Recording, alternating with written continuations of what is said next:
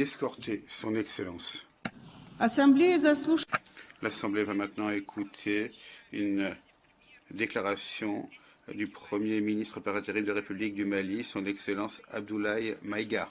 Je prie le protocole d'escorter son Excellence. J'ai le plaisir de souhaiter la bienvenue au Premier ministre par intérim de la République du Mali, son Excellence Abdoulaye Maïga. Je l'invite à s'exprimer devant l'Assemblée.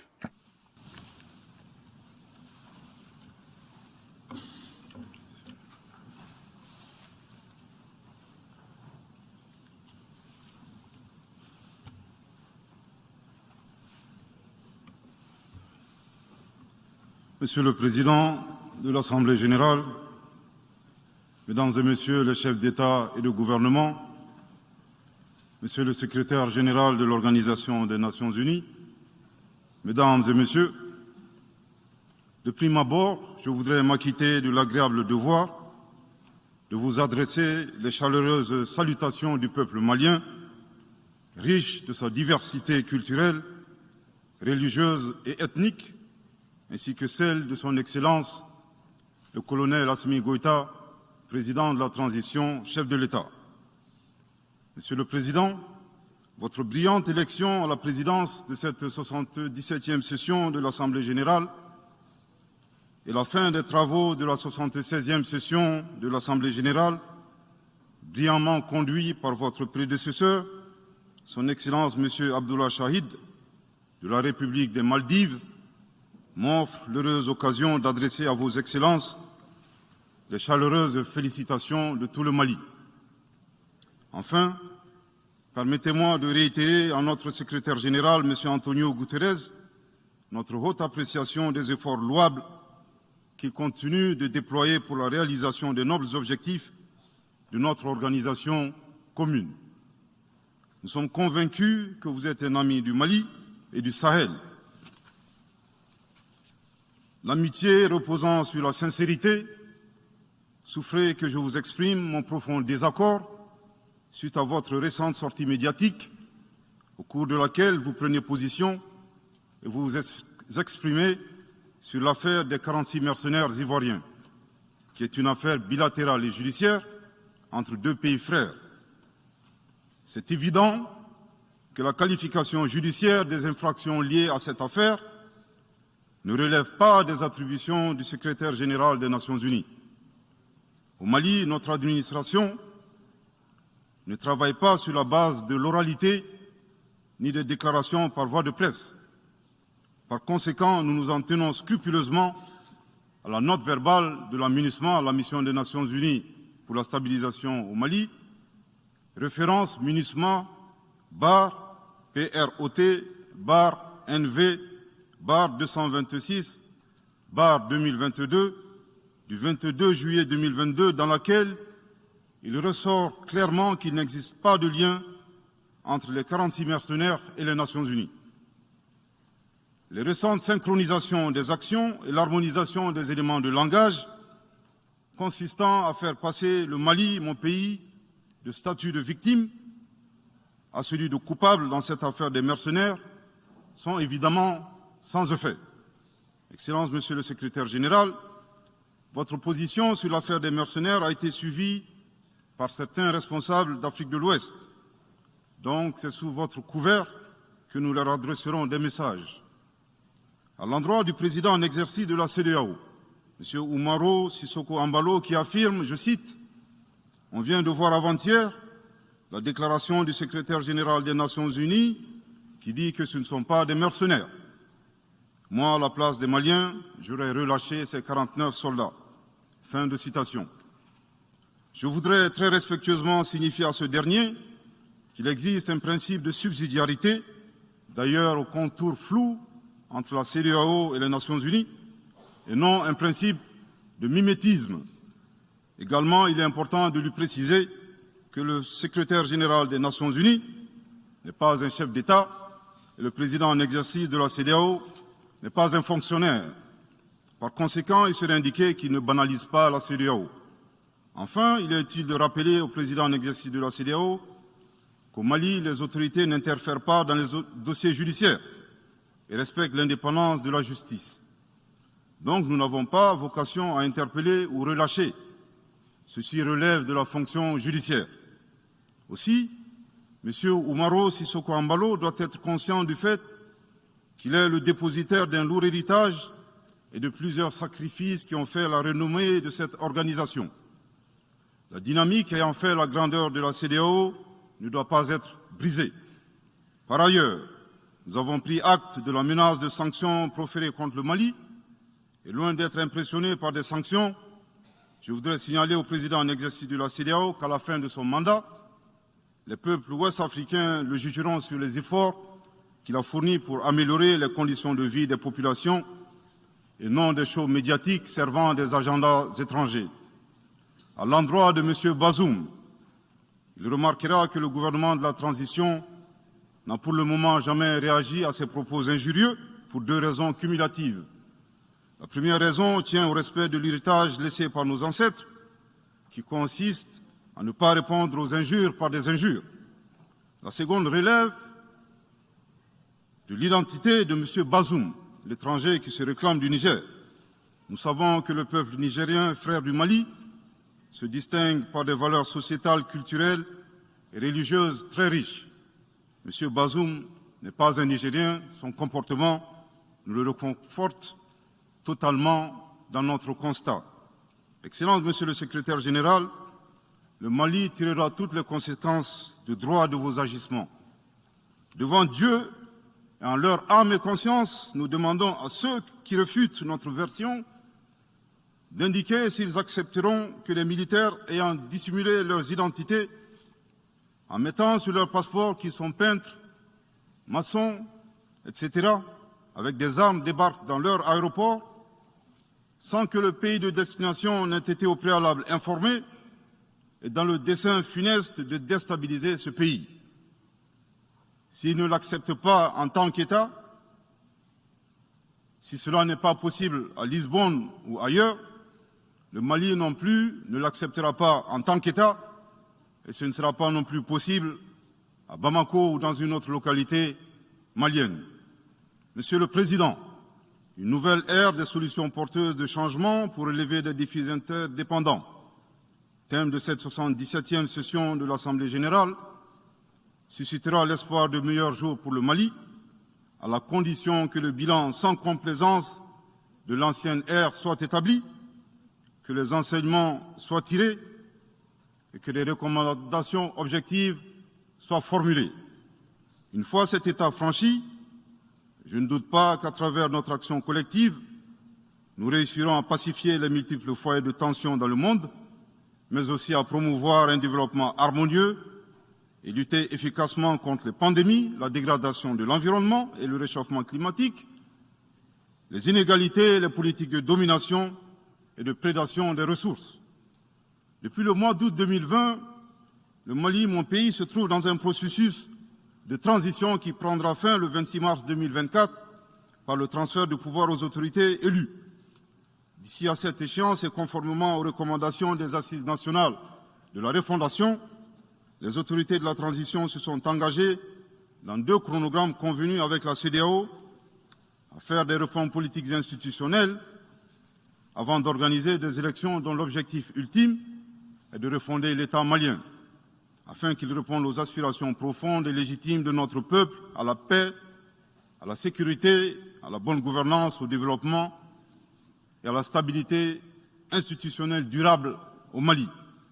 Dans cette perspective, je suis heureux de souligner que certaines avancées majeures ont déjà été réalisées, notamment la promulgation de la loi électorale, qui comprend entre autres la création de l'autorité indépendante de gestion des élections, dont l'installation est à un stade avancé, ainsi que la mise en place d'une commission composée d'éminentes personnalités de toutes les composantes de la société malienne, chargée de la rédaction de la nouvelle Constitution. Monsieur le Président, sur un autre plan, peu de gens savent que le Mali est le seul pays au monde dans lequel se superposent et se déroulent simultanément 4 types d'insécurité: le terrorisme, les conflits communautaires manipulés par les terroristes et leurs sponsors étatiques étrangers, la criminalité transnationale organisée et les actions violentes d'individus isolés.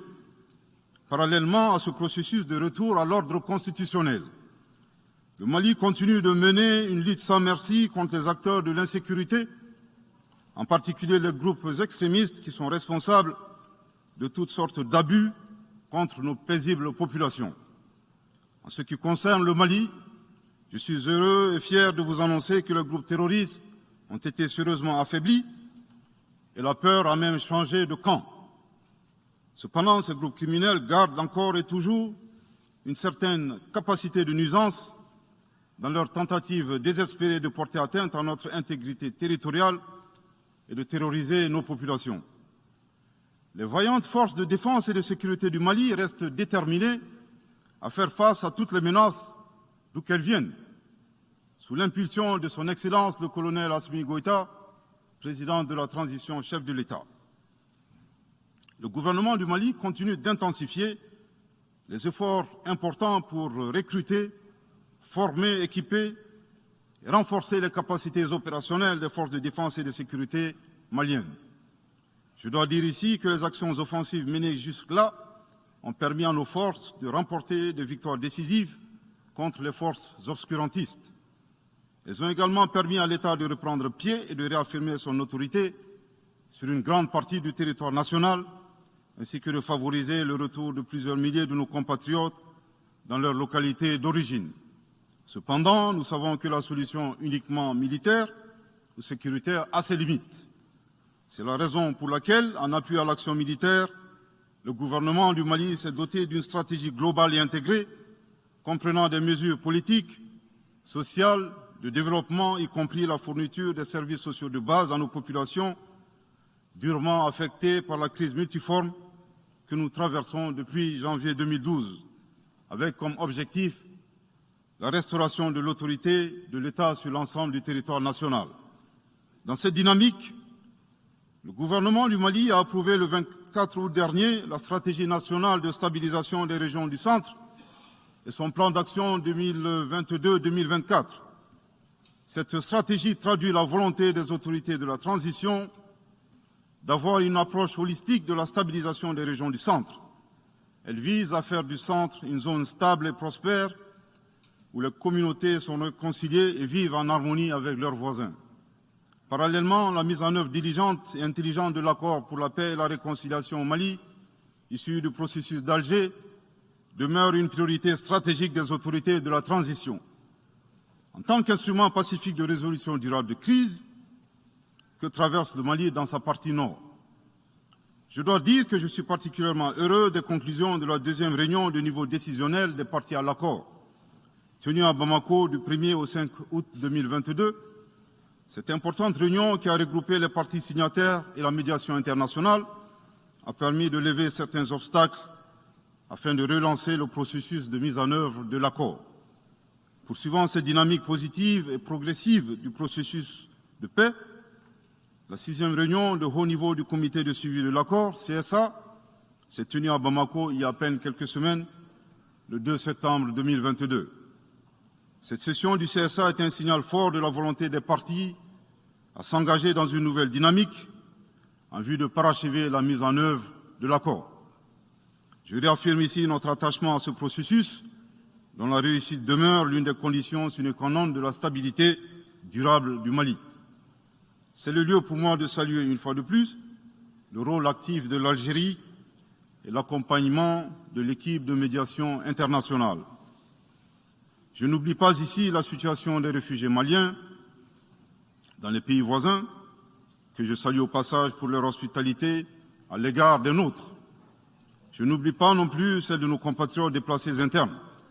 Je veux les rassurer que le gouvernement du Mali reste très attentif à leur situation précaire et que tous nos efforts visent à créer les conditions propices à leur retour dans la sécurité et la dignité en vue de leur participation effective à la vie de la nation. Monsieur le Président, dans sa difficile quête pour la paix, la stabilité et le développement durable, le peuple malien reste reconnaissant des efforts et des sacrifices consentis par la MINUSMA, de sa création en juillet 2013 à nos jours, visant à aider le Mali à restaurer son autorité sur l'ensemble de son territoire. C'est pourquoi je tiens à rendre hommage au nom du peuple et du gouvernement malien à la mémoire de toutes les victimes maliennes comme étrangères, civiles comme militaires, tombées sur le champ d'honneur au Mali. Cela dit, il nous faut reconnaître que près de 10 ans après son établissement, les objectifs pour lesquels l'aménagement a été déployé au Mali ne sont pas atteints, et ce, en dépit des nombreuses résolutions du Conseil de sécurité. C'est pourquoi le gouvernement du Mali réitère sa demande, maintes fois exprimée, d'un changement de paradigme, d'une adaptation de l'aménagement à l'environnement dans lequel elle est déployée et d'une meilleure articulation de cette mission avec les autorités maliennes. Dans cette perspective, il est extrêmement important pour l'aménagement de rester une force d'appui au Mali dans sa quête de stabilité. Le gouvernement du Mali dénonce les influences extérieures négatives et les tentatives d'instrumentalisation de certaines entités légalement présentes au Mali pour servir des agendas cachés, y compris à travers l'exploitation de la question des droits de l'homme aux fins de déstabilisation. Monsieur le Président, le monde se souviendra qu'après avoir été abandonné en plein vol le 10 juin 2021 par la France, qui a unilatéralement décidé de retirer la force Barkhane du Mali, mon pays a été ensuite poignardé dans le dos par les autorités françaises. La précision est d'autant plus utile que nous refusons tout amalgame avec le peuple français que nous respectons. Les autorités françaises, profondément anti-françaises, pour avoir régné les valeurs morales universelles et trahi le lourd héritage humaniste des philosophes des Lumières, se sont transformées en une junte au service de l'obscurantisme. Je répète, les autorités françaises, profondément anti-françaises, pour avoir régné les valeurs morales universelles et trahi le lourd héritage humaniste des philosophes des Lumières, se sont transformés en une junte au service de l'obscurantisme. Je répète pour une dernière fois. Les autorités françaises, profondément anti-françaises, pour avoir régné les valeurs morales universelles et trahi le lourd héritage des philosophes des Lumières, se sont transformés en une junte au service de l'obscurantisme. Obscurantisme de la junte française nostalgique, de pratiques néocoloniales, condescendantes, paternalistes et revanchardes, qui a commandité et prémédité des sanctions inédites, illégales, illégitimes et inhumaines de la CEDEAO et de l'UEMOA contre le Mali et mon pays. Après plus de 10 ans d'insécurité et en fait des milliers de morts, autant de réfugiés et de déplacés internes, n'est-ce pas un sacrilège de mettre une population malienne victime de l'insécurité dans un pays enclavé sous embargo pendant 7 mois, en procédant à la fermeture des frontières et la saisie des comptes financiers du Mali. Grâce à sa résilience et à la solidarité de pays amis et des peuples africains, le peuple malien a tenu et a déjoué les pronostics de ses adversaires. Obscurantisme de la junte française qui s'est rendue coupable d'instrumentalisation des différences ethniques, en oubliant si vite sa responsabilité dans le génocide contre les Tutsis au Rwanda, coupable également de tenter désespérément de diviser les Maliens, enfants d'une même famille. Enfin, obscurantisme de la junte française qui a violé l'espace aérien malien en y faisant voler des vecteurs aériens tels que des drones, des hélicoptères militaires et des avions de chasse plus d'une 50aine de fois, en apportant des renseignements, des armes et munitions aux groupes terroristes. Afin de se donner une bonne conscience, la junte française accuse le Mali de n'avoir pas été reconnaissant en se gargarisant de la mort regrettable de 59 soldats français au Mali lors de diverses opérations de lutte contre le terrorisme. À cette triste accusation, nous rappelons que dans la majorité des interventions d'officiels maliens et des cérémonies, nous rendons systématiquement un hommage à l'ensemble des victimes de l'insécurité au Mali, sans distinction de nationalité, donc y compris les 59 Français décédés. Aussi, nous les invitons à ne pas s'arrêter à si bon chemin et de remonter le temps, en passant par leur intervention en Libye, décriée par toute l'Afrique, sans oublier la participation forcée des milliers d'Africains à la Première et la Seconde Guerre mondiale, sans oublier la traite négrière qui explique l'essor économique de beaucoup de pays. Combien d'Africains sont-ils morts pour la France et le monde libre dans lequel nous vivons? Monsieur le Président, eu égard à la gravité des faits commis par la junte française, le Mali, dans sa lettre en date du 15 août 2022, a demandé la tenue d'une réunion d'urgence du Conseil de sécurité des Nations Unies. Cette réunion a pour objet de permettre au Mali de présenter les éléments de preuve en sa possession, démontrant que l'armée française a agressé en de maintes reprises mon pays, en violant de manière répétitive et fréquente l'espace aérien malien, sans autorisation des autorités maliennes, et parfois en falsifiant des documents de vol. Plus grave, Monsieur le Président, le Mali sera en mesure de prouver que la junte française a fourni des renseignements et des armes à des groupes terroristes. Le gouvernement du Mali s'interroge sur les raisons qui poussent cet État membre du Conseil de sécurité, de surcroît assurant la présidence de cet organe, à faire obstacle au débat en vue de la manifestation de la vérité. Le monde doit être édifié sur les faits graves qui se sont déroulés au Mali et qui sont à la base de l'aggravation de l'insécurité et de la déstabilisation du Mali et du Sahel. Par la saisine du Conseil de sécurité, le gouvernement du Mali entend mettre cet important organe chargé à titre principal du maintien de la paix et de la sécurité internationale face à ses responsabilités et dénoncer les agissements de la junte française contre mon pays. Ces actes hostiles sont incompatibles avec la Charte des Nations Unies et son statut de membre permanent. Il y va de la crédibilité de notre mécanisme commun, de l'efficacité de la lutte contre le terrorisme, mais surtout, il y va de l'intégrité de l'Organisation des Nations Unies, qui repose entre autres sur le respect des engagements internationaux, de la légalité internationale et de la Charte des Nations Unies. Monsieur le Président, il semble opportun pour le Mali de demander votre implication personnelle auprès du Conseil de sécurité des Nations Unies afin que notre demande aboutisse pour que cesse la duplicité et la guerre par procuration imposée à mon pays. Monsieur le Président, dans la lutte contre le terrorisme et l'extrémisme violent, le gouvernement du Mali est fortement interpellé sur la question des droits de l'homme. Je tiens à souligner que les droits de l'homme constituent avant tout des valeurs qu'incarne chaque Malien. Aussi, le gouvernement du Mali reste déterminé à les respecter et à les faire respecter, conformément à sa politique de tolérance zéro contre l'impunité. Et cela par fidélité à nos valeurs ancestrales inscrites dans la charte de Kouroukanfouga, proclamée en 1236 par l'empereur du Mali, Soundiata Keïta. Le Mali, berceau de grandes civilisations, héritier de grands empires, terre de brassage, d'hospitalité et de tolérance, fait de la promotion et de la défense des droits de l'homme une priorité nationale. C'est pourquoi je réaffirme avec force que les opérations militaires des forces de défense et de sécurité du Mali sont conduites dans le strict respect des droits de l'homme et du droit international humanitaire. Cependant, comme je viens de le souligner, le gouvernement du Mali s'oppose avec véhémence à l'instrumentalisation de la question des droits de l'homme à des fins politiques, de positionnement, voire de chantage ou d'intimidation.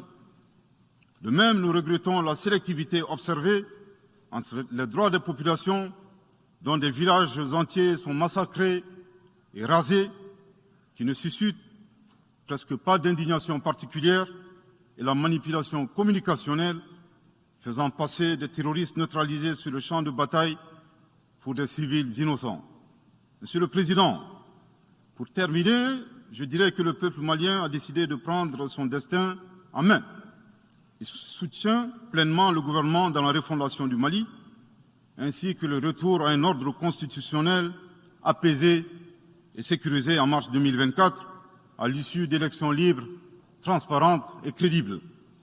La réalisation de ces vastes chantiers exige du gouvernement de poursuivre et d'intensifier les efforts en vue de l'amélioration continue de la situation sécuritaire dans le pays et de la protection des personnes et de leurs biens.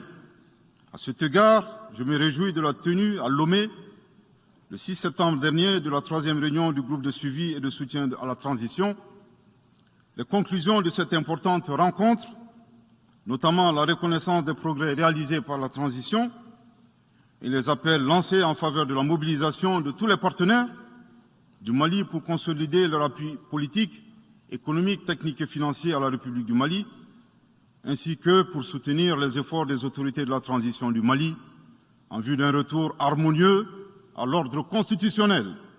Je voudrais rappeler que la transition au Mali résulte de plusieurs années de dysfonctionnement de notre jeune démocratie qui a engrangé quelques résultats positifs. Malheureusement, à l'heure du bilan, les passifs sont plus importants que les actifs, d'où la survenance de la transition. Je saisis cette opportunité qui m'est offerte pour remercier chaleureusement notre respecté aîné, son Excellence le Président Alassane Dramane Ouattara, pour les sages et éclairés conseils qu'il nous a prodigués dans son allocution mémorable à cette 77e session de l'Assemblée générale des Nations unies. Je voudrais le rassurer que les autorités de la transition malienne n'ont d'autres objectifs que de faire des réformes politiques et institutionnelles avant d'organiser des élections, tout en luttant obstinément contre le terrorisme. Ces réformes permettront d'améliorer la gouvernance et toutes les dispositions seront prises pour que la démocratie malienne soit la plus enviée au monde. Dans ce chantier, nous prêterons une attention particulière au 3e mandat, qui ne sera pas possible. Le troisième mandat pour un public moins averti consiste pour un président de la République d'effectuer une manœuvre en 4 temps, en vue de conserver le pouvoir pour lui seul et son clan. Premier temps, presque en fin de second mandat, donc en principe non rééligible, il s'agit pour le président de la République sortant de déclencher une révision constitutionnelle de manière non consensuelle. Deuxième temps, au cours de cette révision constitutionnelle, le président de la République sortant modifiera quelques dispositions constitutionnelles. Troisième temps, une fois la nouvelle constitution adoptée, sur fond de crise politique naturellement, le président sortant devient candidat en violation de la limitation du nombre de mandats à 2. Sa candidature est alors justifiée par l'adoption de la nouvelle constitution et le prétexte est tout trouvé.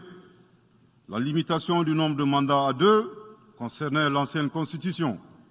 Par conséquent, il est candidat au regard de la nouvelle constitution adoptée. Quatrième temps, une farce électorale est organisée. Forcément, il remporte les élections et s'ensuit une chasse impitoyable aux opposants politiques, dont certains sont arrêtés, d'autres s'exilent et d'autres assassinés.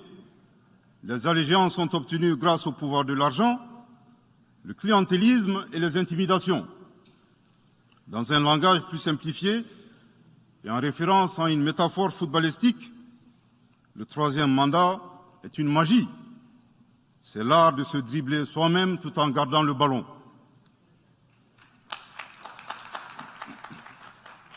Excellence, Monsieur le Président Ouattara, vos conseils nous rappellent la triste histoire du chameau qui se moque de la bosse du dromadaire.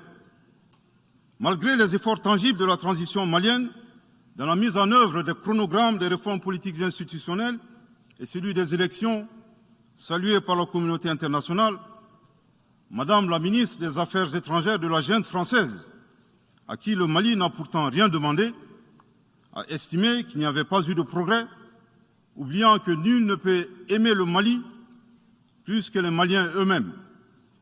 Sa position singulière et son adversité ne nous surprennent guère. Victor Hugo, dans Claude Gueux, a classé le genre humain en 2 catégories, en indiquant, je cite, qu'il y a des hommes qui sont fers et des hommes qui sont aimants. Fin de citation. Madame le ministre, dont il s'agit malheureusement, n'est ni fer, ni aimant, elle est hideusement sui generis. Devant l'incertitude et les situations étrangères, le peuple malien adopte une attitude prudente. C'est ce que l'écrivain et le sage Amadou Hampâté-Bâ met en relief en conseillant dans l'étrange destin de Wangrin que, je cite, « Si observer est une qualité, Savoir se taire préserve de la calamité. Fin de citation. Madame le ministre de la Junte française, le Mali vous conseille de vous contenter d'observer sa situation. C'est l'occasion pour moi de saluer les relations de coopération exemplaires et fructueuses entre le Mali et la Russie, tout en réaffirmant que le Mali reste ouvert à tous les partenaires qui souhaitent l'aider à relever les défis multiples qui l'assaillent, dans le respect strict de sa souveraineté, de son unité et de la dignité du peuple malien. Le Mali rappelle que, conformément à la vision du colonel Assimi Goïta, président de la transition chef de l'État, 3 principes guident l'action publique nationale. Premier principe, le respect de la souveraineté du Mali. Deuxième principe, le respect des choix stratégiques et de partenaires opérés par le Mali. Troisième principe, la prise en compte des intérêts vitaux du peuple malien dans les décisions prises. En application de ces principes, le Mali reste disposé à poursuivre et à renforcer ses relations de bon voisinage avec l'ensemble des pays qui l'entourent. De même, le Mali, fidèle à son engagement panafricain, continuera à œuvrer au sein des organisations sous-régionales et régionales pour la réalisation de l'intégration africaine. Également, l'atteinte des objectifs de la transition requiert l'accompagnement de l'ensemble des partenaires du Mali, y compris les Nations Unies. J'en appelle donc aux amis du Mali à rester mobilisés aux côtés du gouvernement en vue de l'aider à relever ensemble ces défis importants. Pour la grande majorité des États du monde, convaincus par le respect mutuel et le partenariat gagnant-gagnant, je leur garantis que les portes du Mali leur sont grandement ouvertes et les Maliens les accueilleront les bras ouverts. Pour la minorité qui serait tentée de ne pas respecter ces principes, nous leur promettons qu'ils feront face à des millions de Assimi Goïta, soucieux de défendre leur honneur, leur dignité et leurs intérêts vitaux. Je terminerai en donnant 2 conseils aux nostalgiques de la domination. Ayez le sens de l'empathie en traitant les autres comme vous voudrez être traités ou en ne faisant pas aux autres ce que vous ne voudrez pas qu'on vous fasse. Le second conseil, revoyez vos copies, revoyez vos modèles, revoyez vos logiciels pour intégrer le changement de mentalité et l'évolution du monde dans vos grilles de lecture et d'analyse. Sortez du passé colonial et entendez la colère, la frustration, le rejet qui remonte des villes et campagnes africaines, des populations africaines, et comprenez que ce mouvement est inexorable. Grâce au principe de la multiplication fractale, vos intimidations et vos actions subversives n'ont fait que grossir le rang des Africains soucieux de préserver leur dignité. S'ils n'étaient qu'une centaine aux indépendances, aujourd'hui nous sommes des millions, et demain, tant que les paradigmes inégalitaires demeureront, nous serons des milliards. Le Mali et son peuple ne seront pas des spectateurs face aux assauts et l'adversité. Pour chaque mot employé de travers, nous réagirons par réciprocité. Pour chaque balle tirée contre nous, nous réagirons par réciprocité.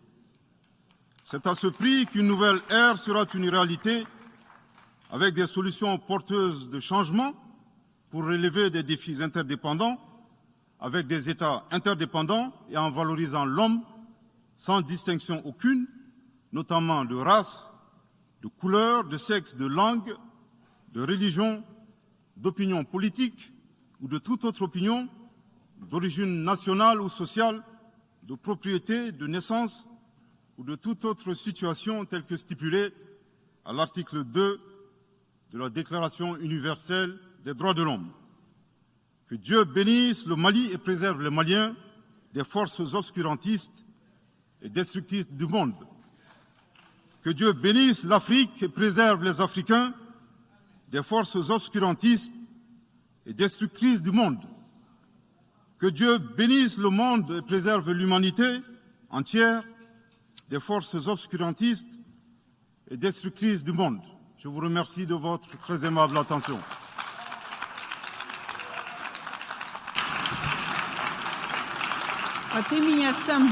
Au nom de l'Assemblée générale, permettez-moi de remercier le Premier ministre par intérim de l'Excellence du Mali pour la déclaration qu'il vient de faire. Je prie le protocole d'escorter son Excellence.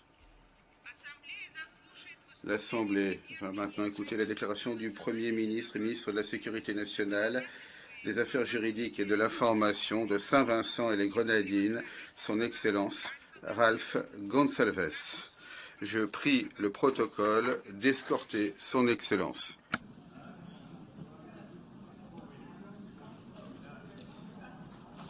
J'ai le plaisir de souhaiter la bienvenue au Premier ministre et ministre de la Sécurité nationale, des Affaires juridiques et de l'information de Saint-Vincent et les Grenadines, son Excellence Ralph Gonsalves. Je l'invite à s'exprimer devant l'Assemblée générale. Mr. President, Madame la Présidente, Excellence,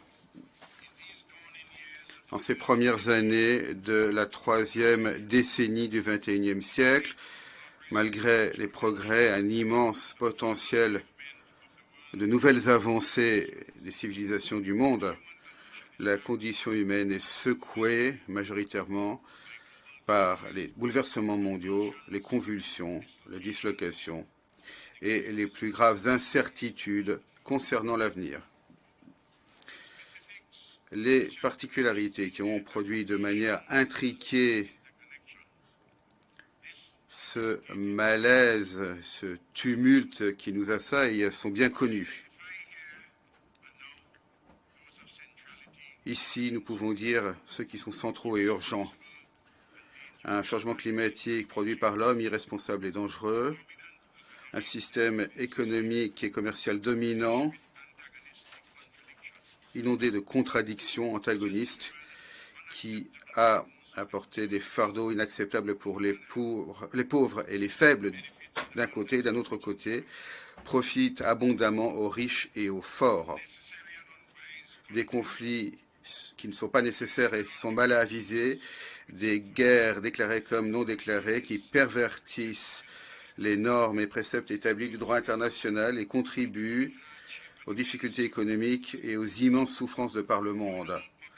Des crises de santé publique évitables, y compris des pandémies, et les ripostes inégales et inadaptées, et les dangereuses vanités, les glorioles illusoires et l'hubris des hommes et des femmes au pouvoir, en particulier dans les centres mondiaux de l'impérialisme et dans les chancelleries de ceux qui sont ivres de la quête d'hégémonie. Monsieur le Président, partout dans le monde, les visages des hommes et des femmes ordinaires sont tendus et anxieux.